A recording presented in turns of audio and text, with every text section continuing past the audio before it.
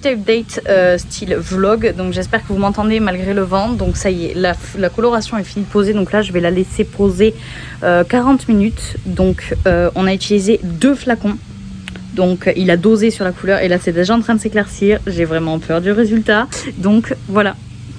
Je croise les doigts et puis de toute façon je vous ferai un petit topo je pense. Et puis je vous montrerai tout ça. Par contre j'ai pas pris de photo avant, je suis bête. Je vous fais un petit update, donc là on est à 18 minutes de pause, ça fait bien. J'ai les pointes un tout petit peu plus foncées mais bon il reste du temps, donc du coup je pense que ça va faire plutôt pas mal. Voilà, j'ai ma patine à faire et donc le soin couleur et je vais faire un shampoing violet et un masque violet, donc je vais essayer que ça vire pas au violet mais je pense que ça va être pas mal. Voilà. C'est catastrophique et je suis tellement triste, mais je sais pas si ça va pas faire joli en fait. Enfin, je sais pas. J'en ai aucune idée. Là, je suis couleur La Poste. Bon, on se retrouve le lendemain. Là, c'est pas trop catastrophe. Encore hier, donc je vais vous expliquer un peu comment ça s'est passé. Hier, quand j'ai rincé, donc j'ai rincé comme il faut et tout, je suis ressortie orange carotte.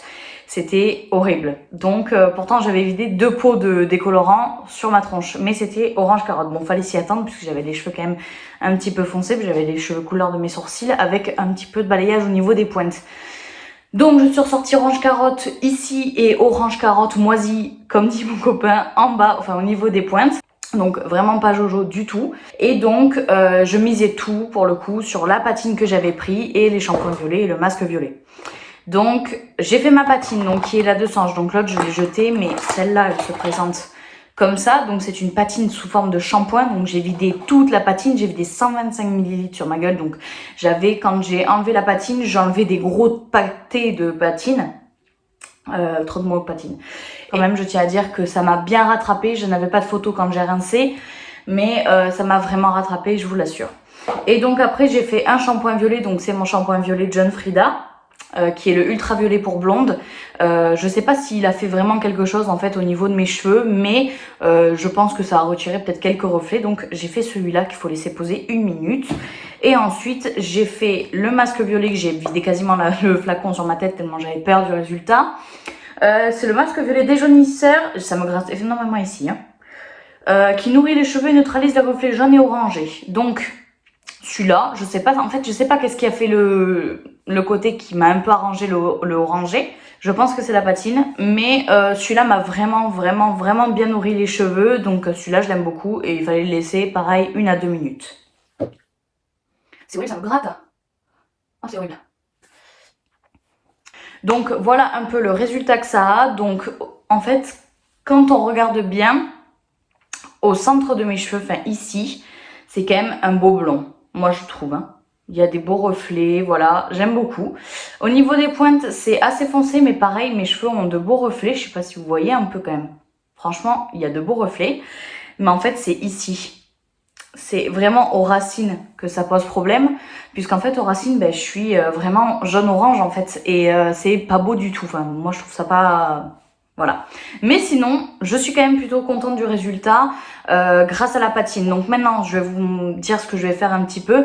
Donc je vais faire la patine sous 2 fois, donc je vais vraiment la faire aux racines et je vais concentrer le masque Elseve au niveau des pointes pour continuer à enlever les reflets un peu orangés ou jaunâtres.